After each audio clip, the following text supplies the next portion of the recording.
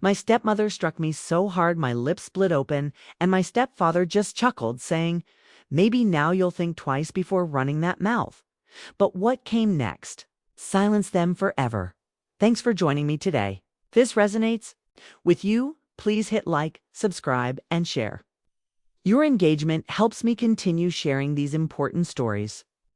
I didn't return to that Phoenix house seeking forgiveness. I came for closure. Instead, I got exactly what I always received there: cruelty disguised as correction. It happened on a scorching Sunday afternoon in July. Dinner was set, tension thick as the Arizona heat. My stepmother Maria had insisted on cooking, as though tamales and pozole could somehow heal 28 years of unspoken harm. My stepfather, Carlos, sat hunched in his leather recliner by the bay window, mechanically chewing each bite like the food personally offended him. My half-sister Sophia was there too, perched across from me, desperately trying to maintain peace for her 8-year-old daughter Isabella's sake. Everything was eerily quiet until it exploded. All I said was, "I won't be spending the night." That's literally it. But Maria heard something entirely different. She heard, "I refuse to stay in this house with the woman who destroyed my childhood." Maybe those weren't my exact words, but that's precisely what she interpreted. She slapped me. Her palm connected with my face, swift, calculated, and without hesitation. The crack echoed before the sting registered, but when it hit, it was intense. Searing heat spread across my cheek like wildfire. Then came the metallic taste, blood, copper coating my tongue. My lip had torn cleanly, right where old childhood scars had never properly healed. Without missing a beat, Carlos laughed, never looked up from his plate, never even flinched, just tore off another piece of cornbread and mumbled, "Maybe now you'll think twice before running that mouth." Isabella screamed, and that changed everything. Not the slap, not the blood, not his cruel comment, the sound of a terrified child. Her child witnessing the cycle continue right before our eyes. Sophia lunged forward, scooping Isabella into her arms protectively.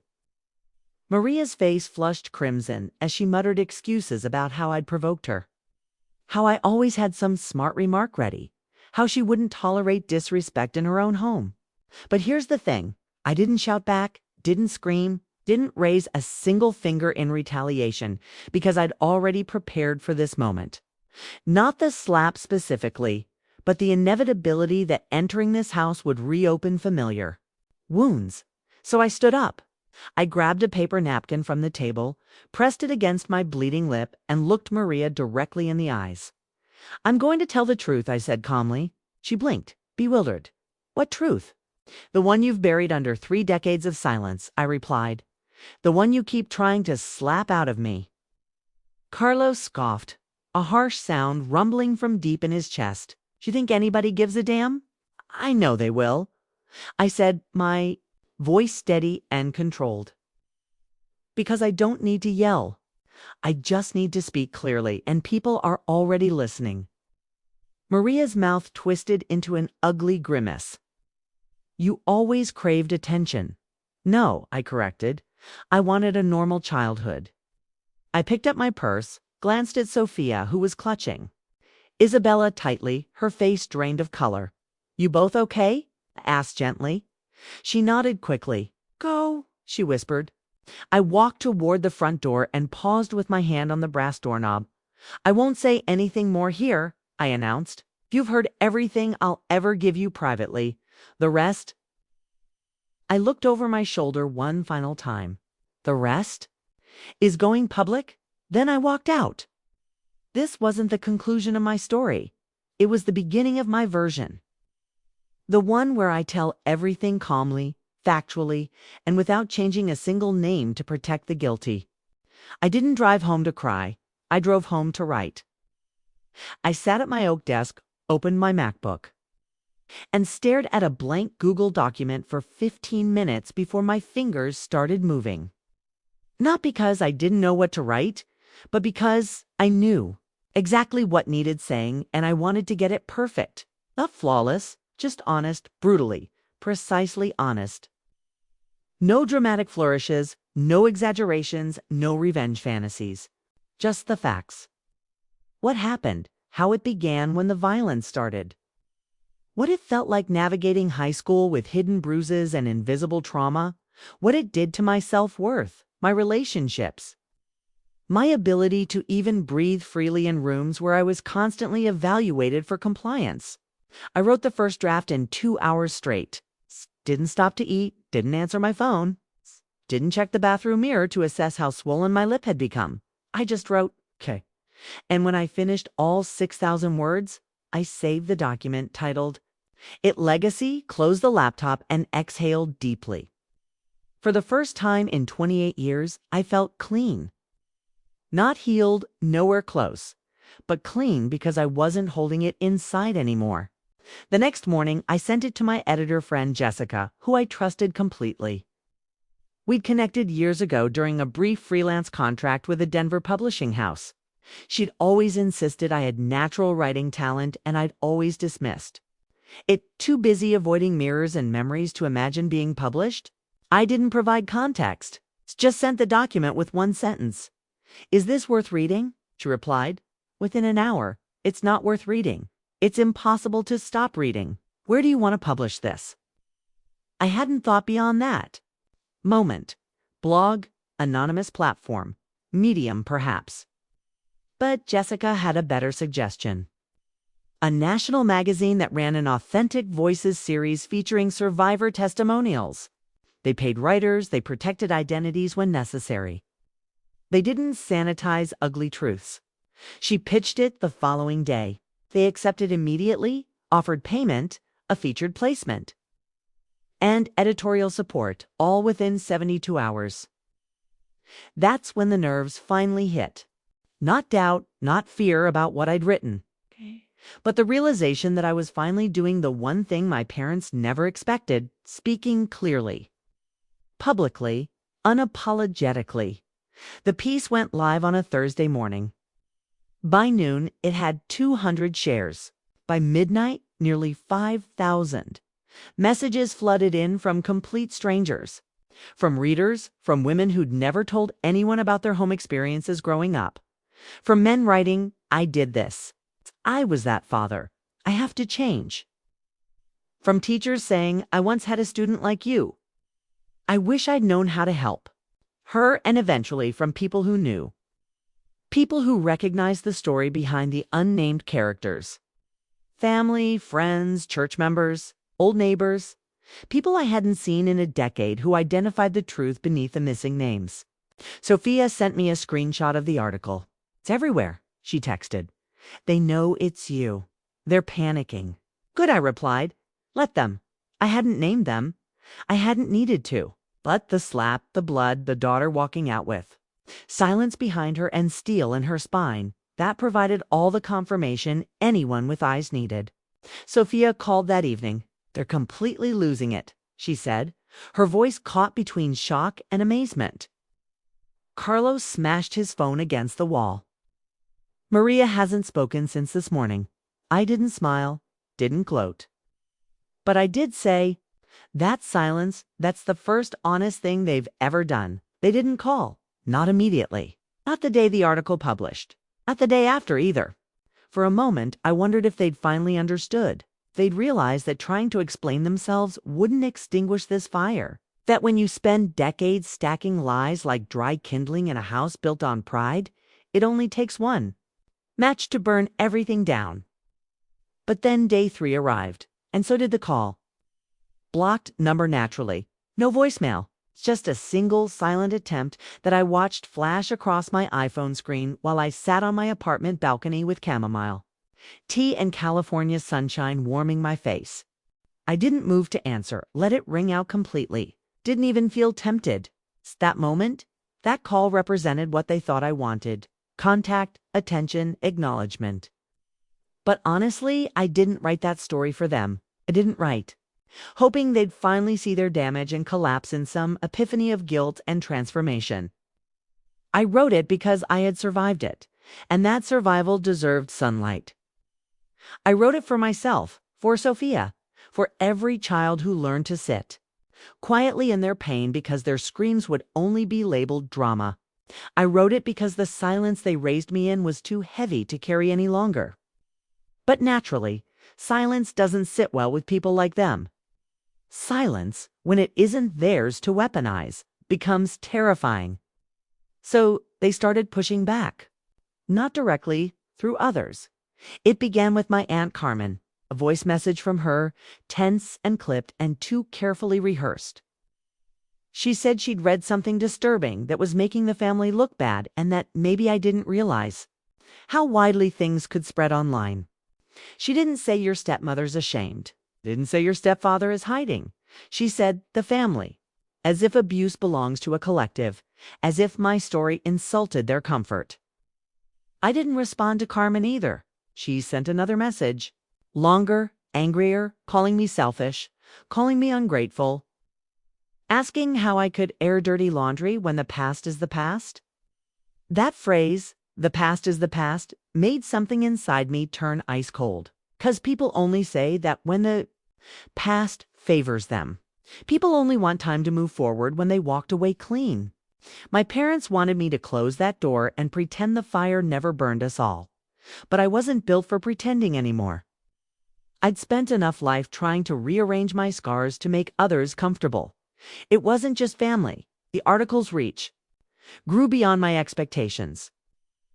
People from the Baptist church I grew up in began reaching out softly at first. Questions disguised as support. I read your piece. I had no idea. Your parents always seemed strict but fair. Are you okay now? Beneath every word trembled someone who knew, who had heard the shouting, who had seen me flinch, who had smiled through it because nobody wanted to believe a family like mine could be broken. We were pressed close on Sundays. We were polite. Smiles and firm handshakes and potluck dinners. We were respectability on display. Nobody wants to look behind that curtain. Not when it means admitting they ignored the bruises.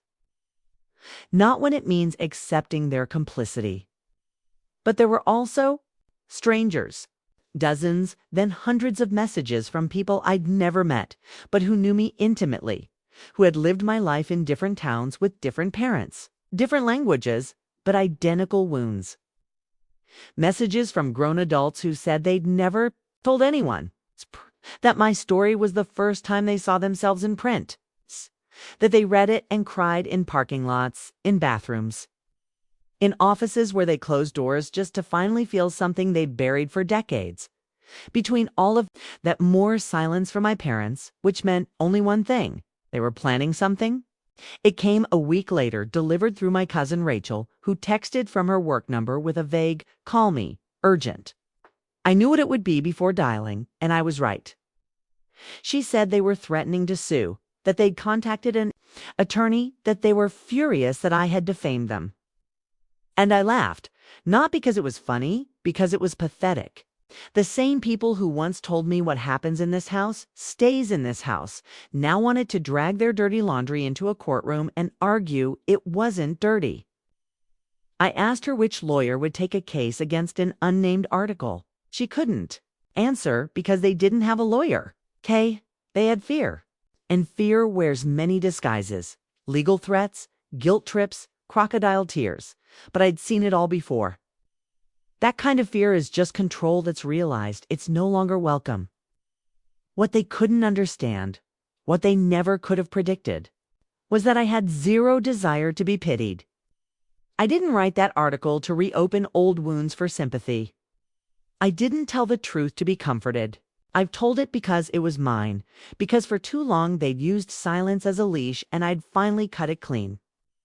But once something like that releases into the world, once you give voice to pain that was raised to stay hidden, people don't just read and move on. They remember, they respond. And some ask for more. The invitation started 2 weeks after publication. Small at first, a podcast hosted by a soft-voiced woman who'd survived her own mother's cruelty and now interviewed others who'd broken free. Then an online panel, a radio segment, an email from a conference organizer seeking someone authentic and courageous to speak. about surviving violence that hides behind closed doors and perfect family photos. I didn't accept everything, but I accepted enough because every time I spoke, every time I told my story calmly, no drama, no tears, no trembling, just facts, just memory, just lived experience, I felt something shift. Not just in me, in the listeners, in the space where shame had once ruled unchallenged. That silence they'd trapped me in for so long was gone. Not just for me, for others too. The audiences always had the same expression. That head tilt, that lean forward, that breath held between sentences. And afterward, they always said it. Thank you. That happened to me too. I never thought I'd hear anyone say it out loud. But the more I spoke, the more uneasy my silencers became. They couldn't stop the story now, couldn't sue it out of existence, couldn't slap it back into my mouth. They could try something else. They started rewriting history.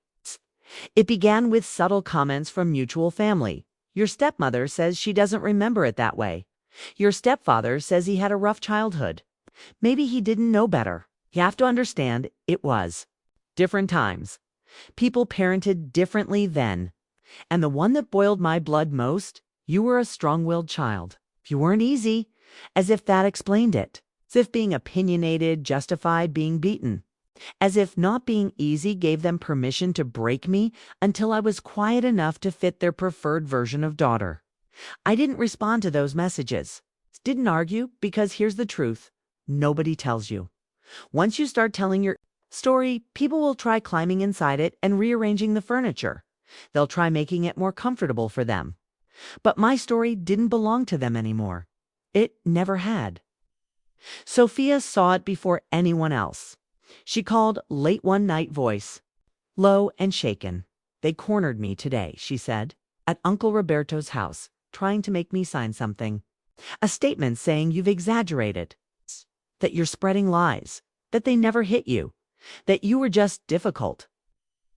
My stomach didn't drop, didn't twist, because I'd expected this. I asked what she did. I walked out. She said, I told them if they tried that again, I'd testify myself. Then her voice cracked. I used to think you were the reckless one, loud, unforgiving. But I see it now. You were just awake before the rest of us. That was the first time I cried. Not for the past, not for the pain, for the proof that it hadn't all been pointless. For knowing the story didn't just free me, was cracking walls I never thought would fall. I was no longer their daughter, no longer their victim, was something they never thought I'd become, a witness. And the one thing abusers fear most is a witness who won't shut up. I never returned to their Phoenix house. Not once. Not for holidays, birthdays, not even when Cousin Miguel died and the family gathered for what they claimed would be a healing reunion. I didn't send messages, didn't answer calls, didn't explain myself anymore, not even slightly. Because there comes a point when silence stops being a statement and becomes something else entirely. Peace. And that's what I had now. Real peace. The kind that doesn't need defending. The kind that lives in your bones and shows up quietly in how you carry your shoulders. The kind that doesn't require constant healing because there's nothing left to patch. I wasn't broken. Wasn't trying to improve for someone else's approval. I was whole, not because they changed, because I left. I left the house, the shame, the narrative. I left their version of me, the difficult child, the loudmouth, the ingrate. I left her behind too, and I never missed her. I kept writing. Not more about them. They didn't deserve additional pages. I wrote about what came after, about resilience, about love, about what it means to raise yourself when nobody does it for you. I wrote about dignity, self-ownership, joy after survival. People read it. People followed. People asked me to teach, to speak, to mentor. Women, men, young girls, barely 18, with mothers who made them shrink inside their own bodies. Boys, who'd never said abuse because they were told boys don't cry. People who hadn't spoken their truths in 30 years and finally whispered them into the world because someone had gone first. I wasn't famous, wasn't trying to be, but I was. Visible now. And my visibility carried weight. Not the crushing kind, but the rooting kind that reminds you every time you doubt yourself that you once stood in a house where people tried erasing you, and now you speak so loudly their names are irrelevant. Sophia and I didn't become best friends. Overnight, it was awkward initially. We'd grown up in the same house, but lived completely different childhoods. She'd survived by blending in. I'd survived by refusing to. We were two halves of a silent war, but now we were allies. Quietly, carefully, she invited me to her home. Isabella, my niece, had started drawing pictures of Tia with a crown. I asked her about it once, laughing. She just shrugged and said, "Because you're brave." I didn't cry, but something moved inside me, a weight I didn't realize I was still carrying. It slid off my shoulders like something I never agreed to hold. My parents stopped trying eventually. Even the anger ran dry. The threats stopped, the accusations, the family meetings. One day, they just faded. Not with ceremony, not with apology, with quiet, a kind of quiet that means they knew they'd been seen, and they could no longer edit what the world believed. For people like them, that's the real punishment. Not prison, not scandal, not consequences, just loss of control. The story no longer belongs to them. It belongs to me. Years. Past my platform grew. People stopped introducing me as the woman who wrote that story. Now I was simply a writer, a speaker, a voice. Not a victim, not a survivor, just me. And for the first time, that was more than enough. One day, a gray, cloudy afternoon, when the world felt still and small, I received a letter, no return address. Inside was a photograph. Me at 6 years old, sitting on the back steps of the house I once called home. Knees scraped, hair wild, mouth closed, eyes wide. Not scared. Just watching. On the back in handwriting I recognized but hadn't seen in years were 4 words. You were always right. No signature, no apology, just a forward confession written in script that trembles after years of denial. I didn't frame it. Call didn't write back. I threw the letter away. Not because I was angry, because I'd already received everything I needed. Not from them, but from life itself.